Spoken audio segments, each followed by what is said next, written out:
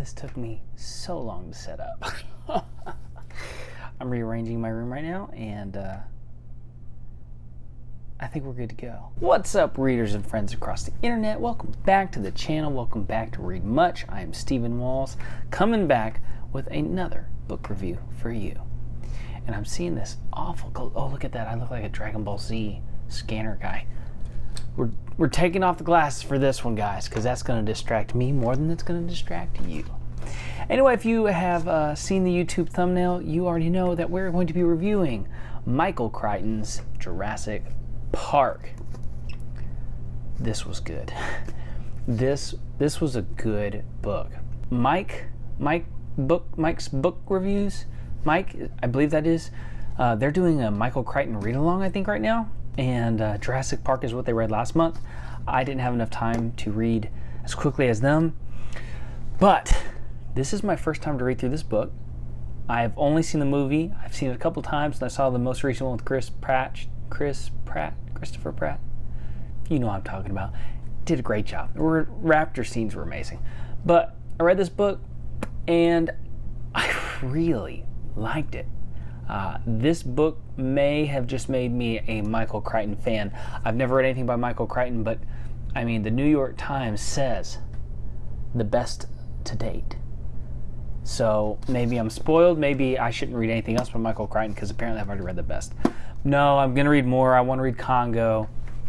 But this was really good. If you've seen the movie, I think the movie adds value to your book reading experience, because when you see names and you see different scenes, not only does he describe them where you can't understand it, but you'll actually see it because you've seen the classic movies. And if you're my generation, you probably see more movies than you read books. I really enjoyed Michael Crichton's attention to detail.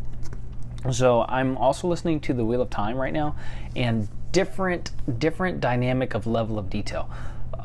Robert Jordan is like super attention to detail on describing everything: clothes, buildings, rugs, people's appearance, everything. Michael Crichton is extremely scientific, and so when you're reading his books, at least from reading Jurassic Park, he gives you like current studies in DNA technology. He goes into like the history of making like the atomic bombs and whatnot. It was very sciencey, but not over the top. It wasn't like if you're not an engine nerd at all, you'll hate this book. But it was, if you knew anything about it, it just added to your level of appreciation. So I don't know a whole bunch of those details, but I knew some of the details, and so I was like, wow, that's actually could be possibly true. That's just a fun fact. That's neat. This definitely deviates from the movie, or I should say the movie deviates from the book. The book, I believe, starts off with a scene on the beach, which I don't think this scene or this train of thought is at all in the movie. But basically there's some encounters basically on the mainland, but on a continent where dinosaurs shouldn't be. Almost said dragons. I got fantasy on the mind, man. The dinosaurs should not have been. And so spoiler alert, it's about dinosaurs. And so it's in present time.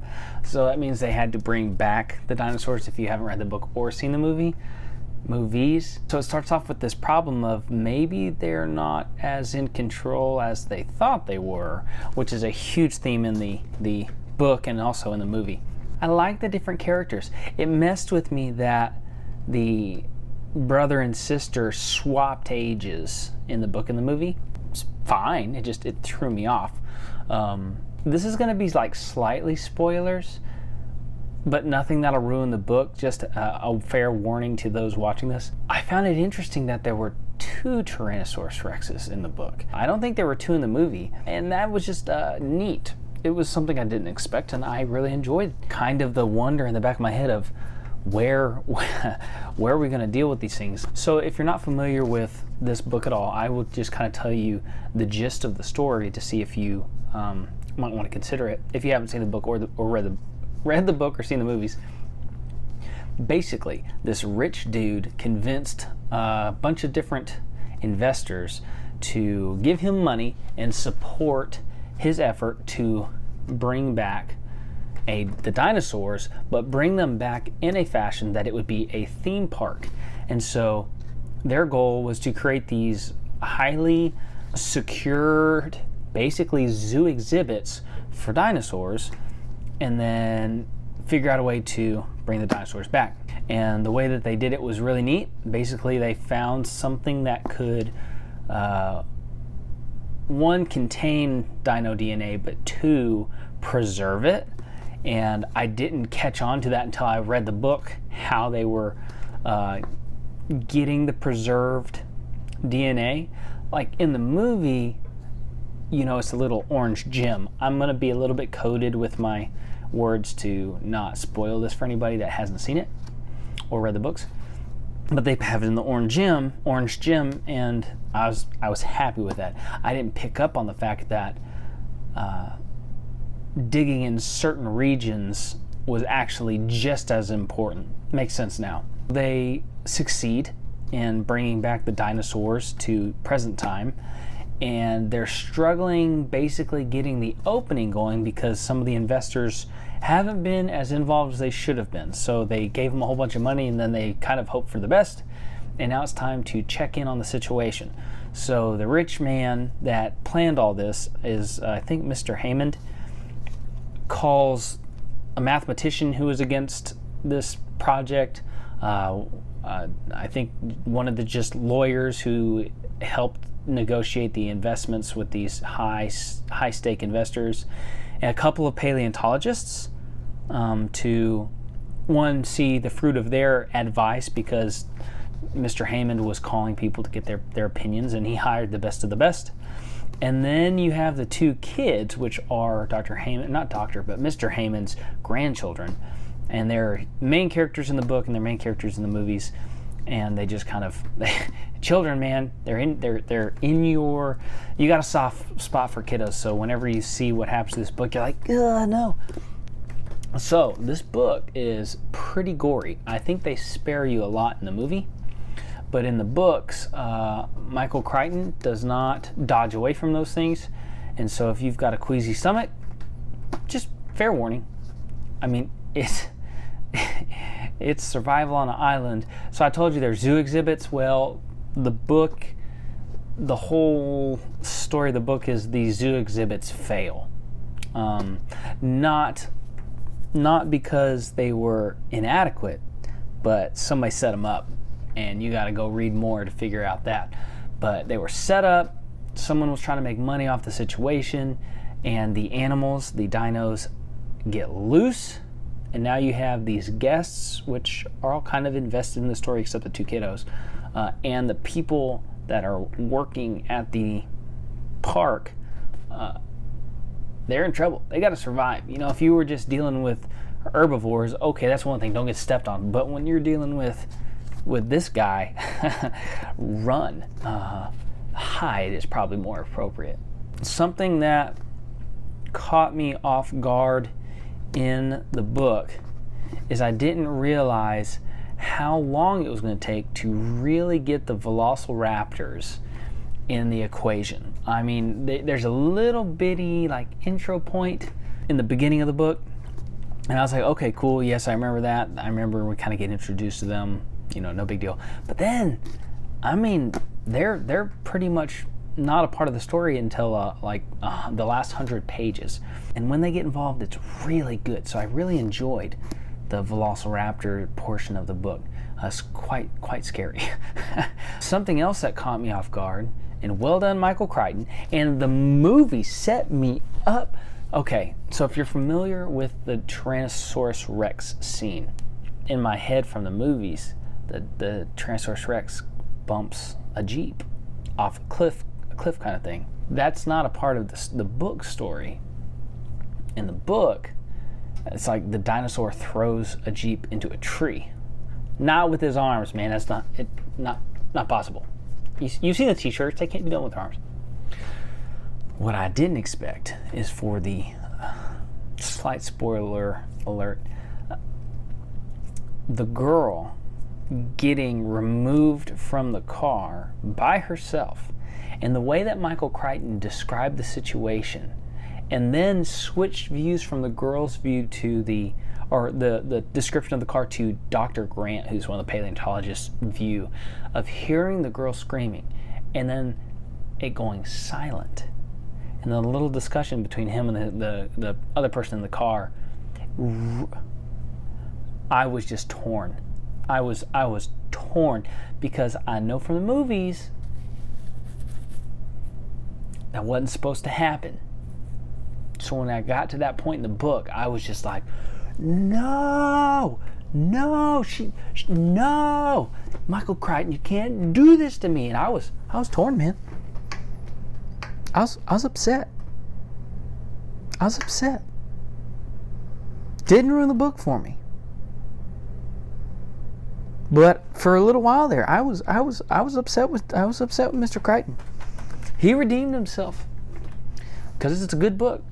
But that scene, in my head, I was like, no, the guy on the porta potty is supposed to die. Wasn't happy with that. Well done. He did good. He wrote a good book. I didn't want to stop reading. I spent way too many late nights reading this book. It was worth it. Now, so from my perspective, something that I probably wouldn't do if I were to write a book. There's if you're going to do a book about dinosaurs and eating people, it's going to be gory, but some of the language isn't necessary. So this is a used copy. If you saw my book haul, this used copy, somebody highlighted and circled every curse word in like the first, 40 pages. And finally, then somebody said like Jesus as a explicitive, I guess, and that's the equivalent, I guess, of like taking the Lord's name in vain, and the Bible says don't do that. And so whoever is reading this book did not appreciate that, and that was the last circle, and above it said no, big capital letters, and then there were no more circles and comments. So somebody did not appreciate that. And hey, to their defense, I didn't need it in my version of the story either.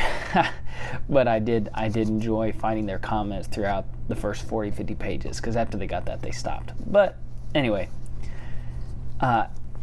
good book. If you're not squeamish, it's really good. If you're not uber sensitive to like curse words in your books, this is a good book. And the ending of the book is not the same as the movie, I don't think. I'm gonna go rewatch the movie after this making of this little YouTube video.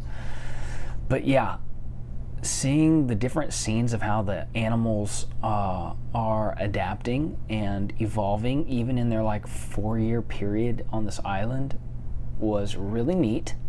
I really appreciated him bringing up the amphibian DNA, because I'd heard of that before, like how that affects the story. I'd heard of that like on Animal Planet and whatnot before I watched the movie and read the book, and that was just one of those facts I told you about, one of those attention to details that Michael Crichton had, and I mean it added a lot of value to the story. It was a great addition to what happened here. And then I also liked how he was describing and portraying the velociraptors. It was just shocking to think about these creatures being able to jump like that, being able to coordinate like that.